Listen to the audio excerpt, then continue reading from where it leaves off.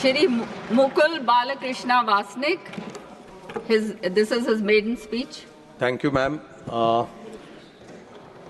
कि जो आपने इस महत्वपूर्ण विषय पर मुझे बोलने का मौका दिया।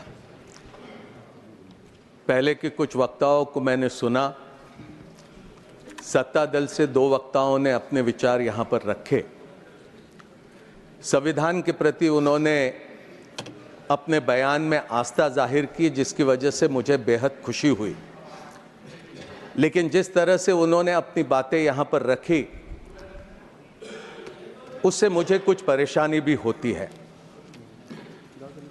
भारत के संविधान के निर्माण में जो आज सत्ता दल में बैठे हैं, उनका दूर दूर तक के कोई संबंध नहीं था। भारत के स्वाधीनता के संग्राम में जो आज सत्ता दल में बैठे हैं, उनका दूर दूर तक के कोई संबंध नहीं था।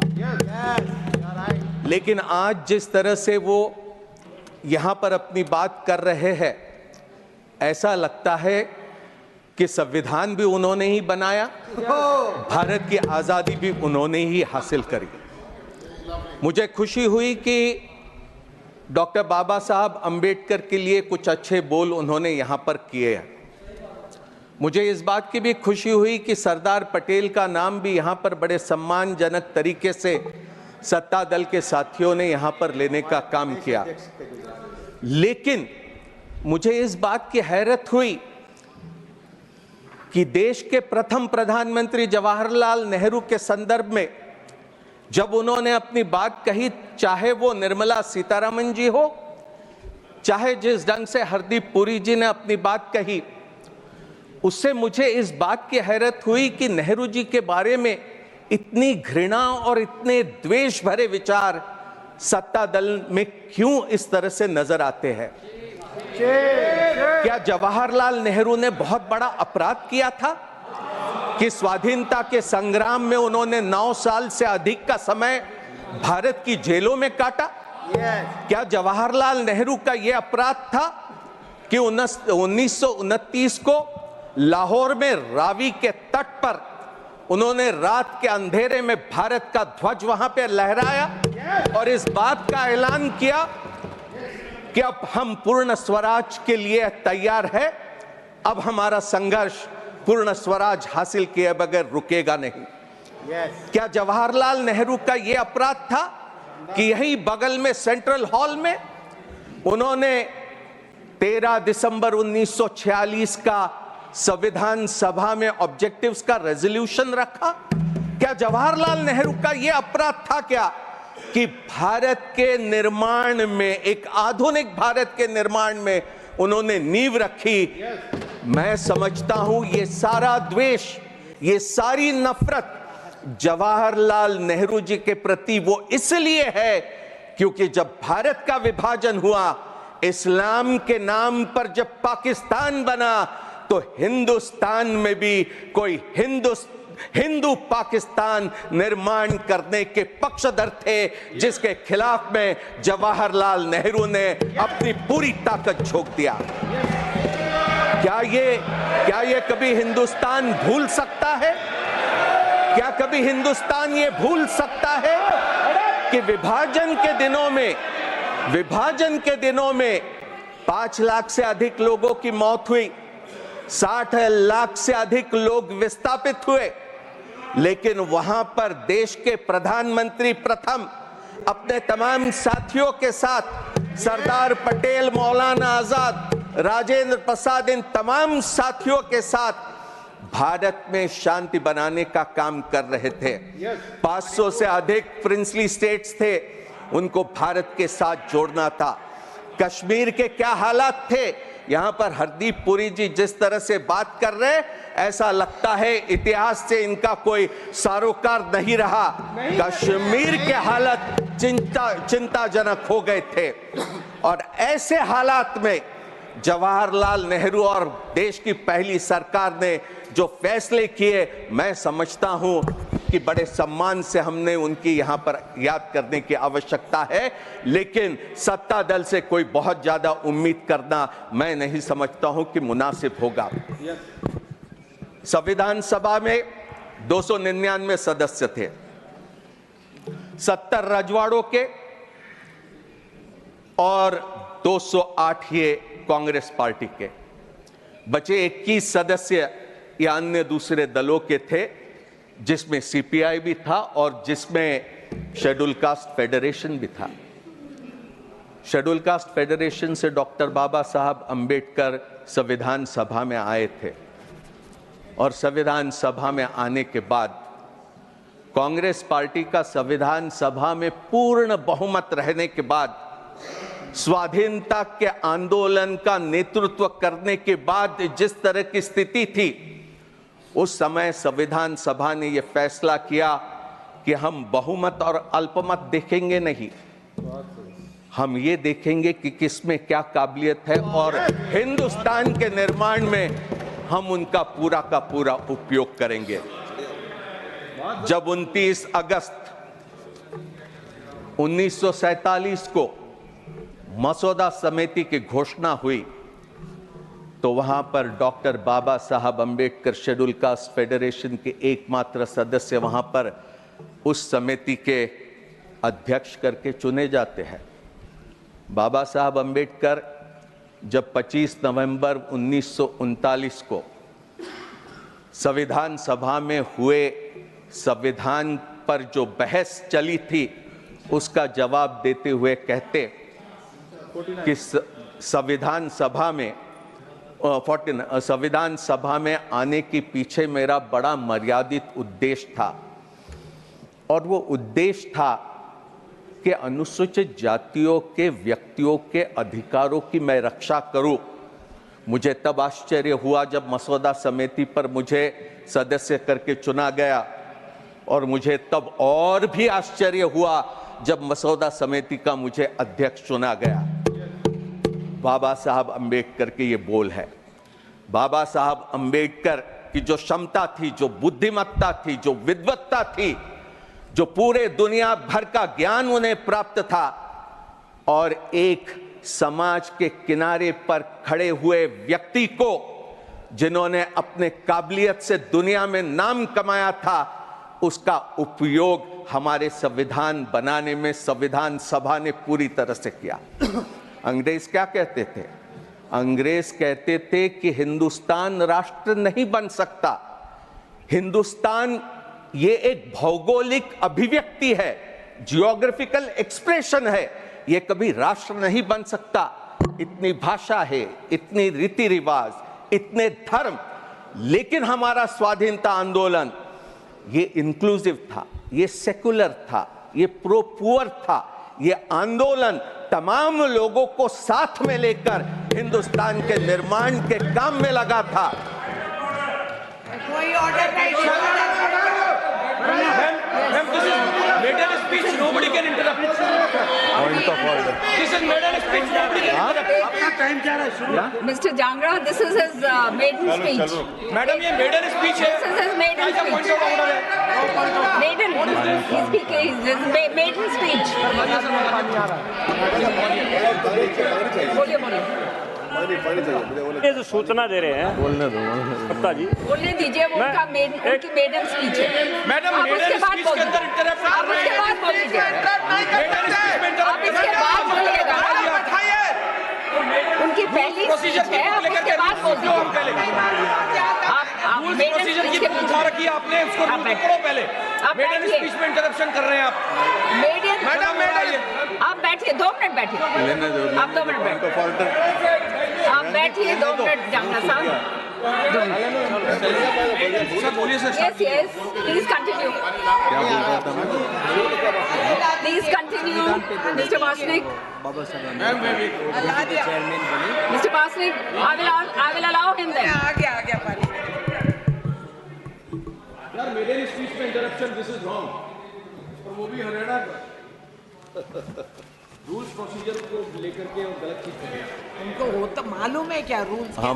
हाँ, मैं तो समझता था कि आपका पूरा संरक्षण मुझे मिलेगा, लेकिन थोड़ा सा व्यवधान इसमें जरूर हुआ। आपको संरक्षण पूरा मिला है, तभी आप बोल रहे हैं। बोलिए। तो बाबा साहब अंबेडकर का भारत के संविधान के निर्माण में संविधान सभा ने पूरा उपयोग किया।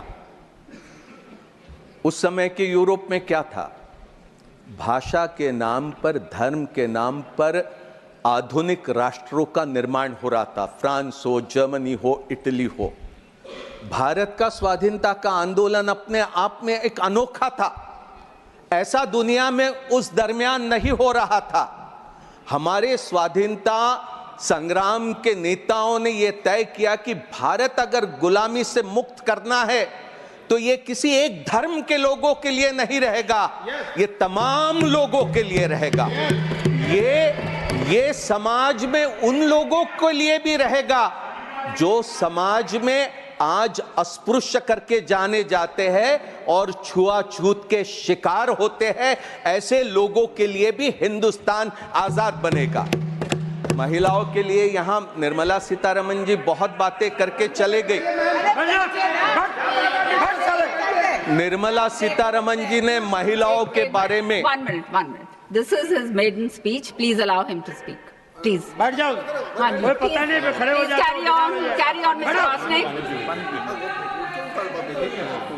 निर्मला सीतारमण जी ने महिलाओं के बारे में बहुत सी बातें यहां पर कही कि किस तरह के कानून यहां पर सत्ता दल ने पिछले दिनों में लाए। बहुत अच्छी बात है, महिलाओं के लिए आरक्षण मिले, ये तो हमारा भी यही ख्याल रहा है। इस पर हमने भी काम किया है। अगर आप करेंगे तो हम पूरी तरह आपके साथ रहेंगे, इसमें कोई दो राय नहीं हो सकती। लेकिन भारतीय जनता पार्टी का आज तक के कोई महिला का नेतृत्व हमने देखा है क्या? राष्ट्रीय स्तर पर आज तक के हमने नहीं देखा कि कोई भारतीय जनता पार्टी की महिला भारतीय जनता पार्टी की अध्यक्ष बनी हो। राष्ट्रीय स्वयंसेवक संघ जो जहां से इनकी पूरी वैचारिक धरोहर है, राष्ट्रीय स्वयंसेवक संघ में जिसके अभी अगले साल 100 साल पूरे हो गए, क्या आपने राष्ट्रीय स्वयंसेवक संघ का कोई सर संघ चालक महिला को देखा है क्या?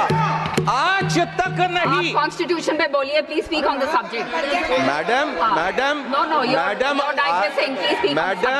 Madam, I have the right to say if anybody is going to attack the Congress party and if they are going to think that we are not going to rebut, then that is absolutely wrong. मैं आपसे पूरे आदर से सम्मान के साथ कहूंगा,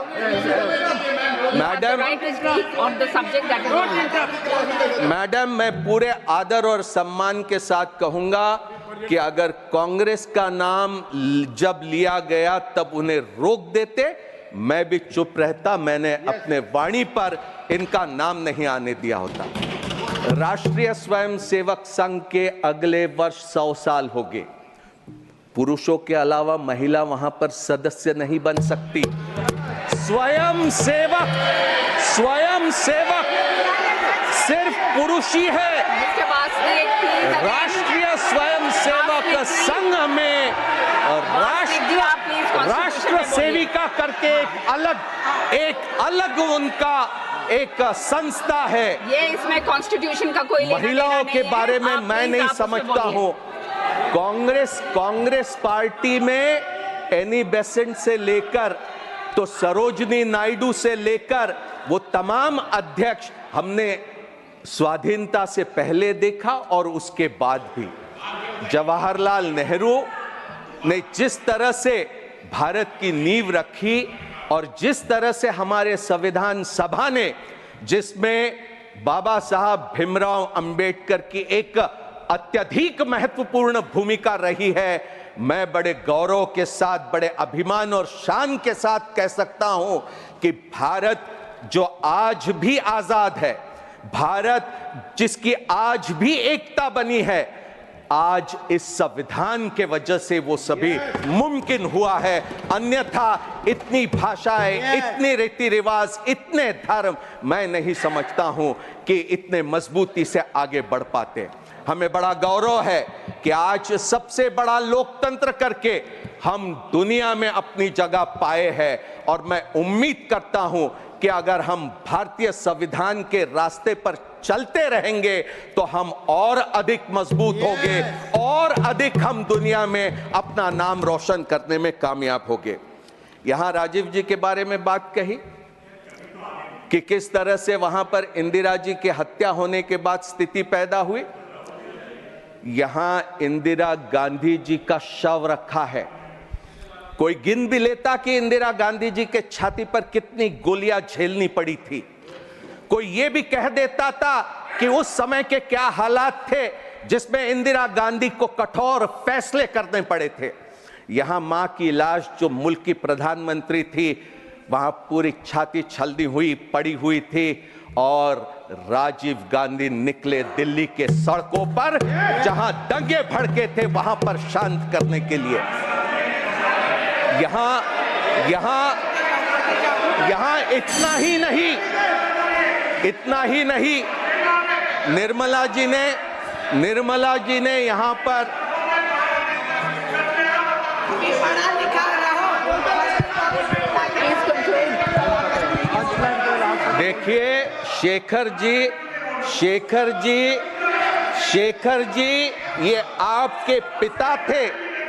ये आपके पिता थे राम मनोहर लोहिया हॉस्पिटल में जब संजय गांधी का शव वहां पर पहुंचा था। इंदिरा जी वहां पर पहुंचे और चंद्रशेखर जी के साथ वहां पर बात करने लगी कि हम पंजाब के हालात को कैसे सुधारेंगे। आप क्या बात कर रहे हैं? पहले इतिहास को जानने की कोशिश करो। निर्मला जी ने यहाँ पर